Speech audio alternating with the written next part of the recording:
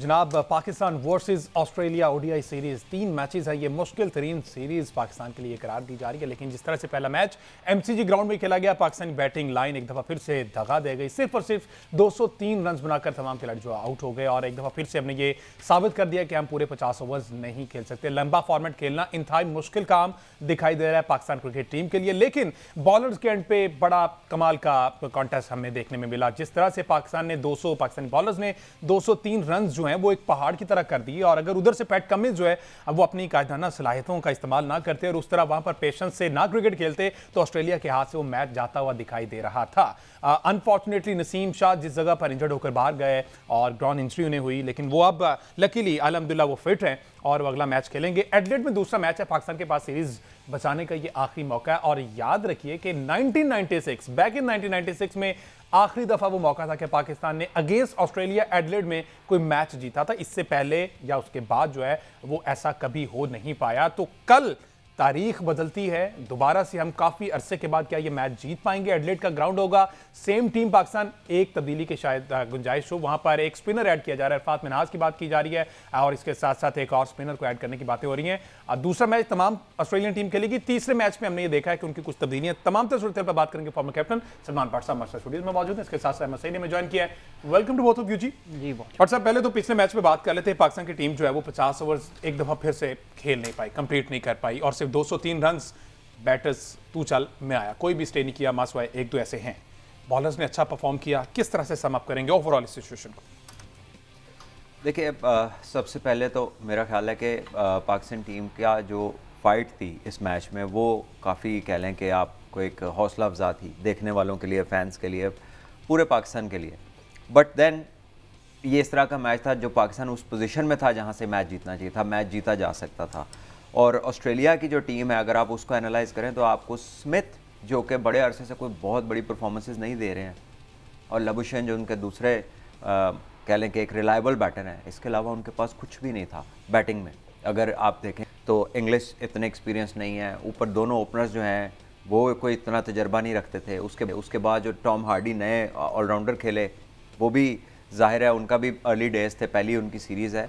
तो पाकिस्तान के पास एक बड़ा ओपन मौका था। पाकिस्तान ने कहाँ मिस्टेक की? पाकिस्तान ने एक तो जैसे आपने पहले इंट्रो में कहा 50 ओवर तो खेले नहीं हमने, और ये ऑस्ट्रेलिया की टीम और ये वाली पिचेस और ये वाले ग्राउंड्स में पाकिस्तान को कुछ 350 नहीं चाहिए।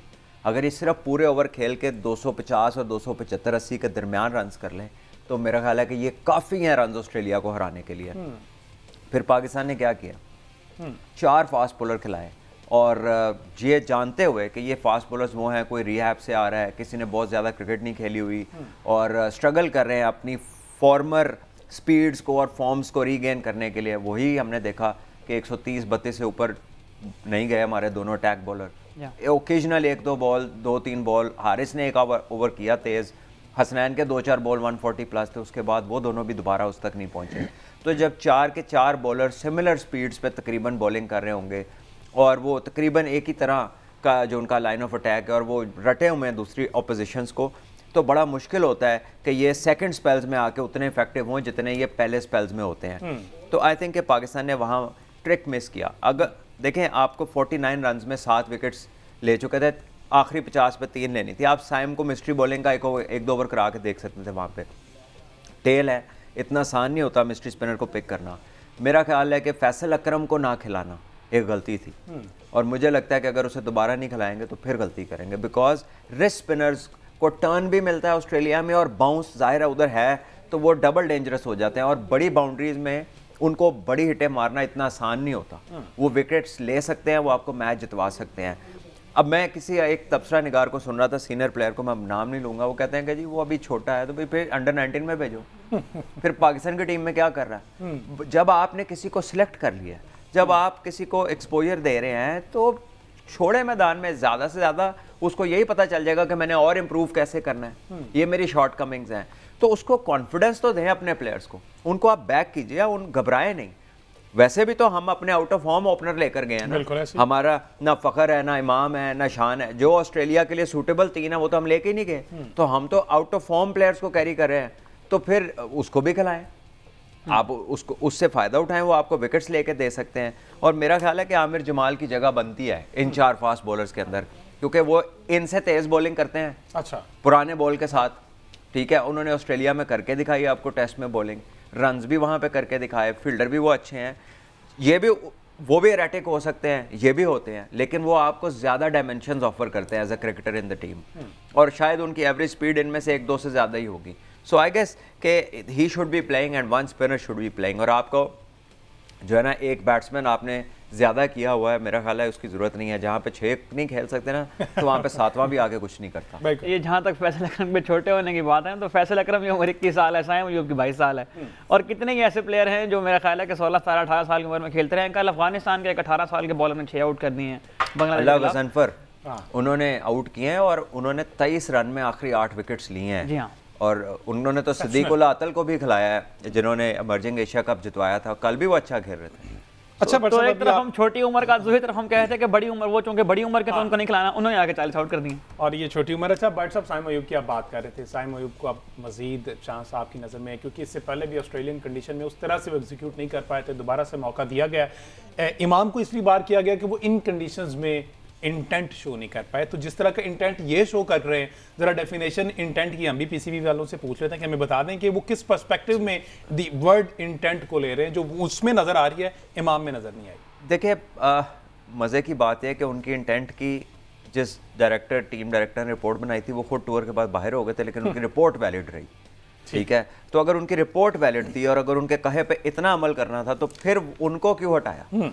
और अगर उनको भी हटा दिया और उनकी रिपोर्ट जो है वो एक बंदे पे भी चल गई, तो मतलब I do not know how this happened, where it came from, but the point is कि आपने खुद ही अपनी फुल स्ट्रेंथ पे, ठीक है, फ़खर का तो वो इशू था जो चेयरमैन साहब ने कहा, ठीक है, वो उसका शो कॉज हुआ, अब उसकी उसको वो कर रहे हैं, मतलब हाल उस मसले का तकरीबन उन्होंने कर लिया है, और आई थिंक वो आने वाले टूर्स में टीम में होगा। बट देन देयर वाज शान, जो कि ऑस्ट्रेलिया की कंडीशंस में टेस्ट मैचेस में भी अच्छा खेला, T20 वर्ल्ड कप में भी खेला।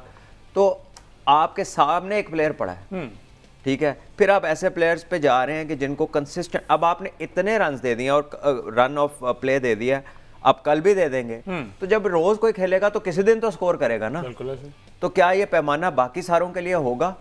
क्या ये बाकी लड़कों को भी इसी तरह चांसेस मिलेंगे? We shall wait and we shall see कि क्या होता है। अच्छा, आपने इमामुल हक की बात की है। इमामुल हक की ऑस्ट्रेलिया के खिलाफ ओडीआईज में 69 की बैटिंग एवरेज है, 69 की, लेकिन इंटेंट नहीं है ना, इंटेंट शो नहीं कर रहे। बहरहाल कामरान गुलाम की बात करते हो, अगर हमारे पास विकेट्स पाकिस्तान की 10 की 10 पड़ी, जिस तरह से 10 खिलाड़ी आउट हुए, उसमें कामरान गुलाम की भी विकेट देखना चाहूंगा, अगर वो पड़ी है तो जरा दिखाइएगा। बट सब कामरान गुलाम क्या समझते हैं 5 पर? देखिए, हमारा शॉर्ट बॉल का इशू है, अब का नहीं, कई दफ़ा इस प्रोग्राम में, इस प्लेटफॉर्म में हम कह चुके हैं। तो अभी आप देखेंगे यहाँ पर कि बाबर तो खैर जैम्पा से मेरा नहीं ख्याल इस बॉल पे आउट होना चाहिए था, आगे खेलने वाला बॉल था, वो पीछे चले गए।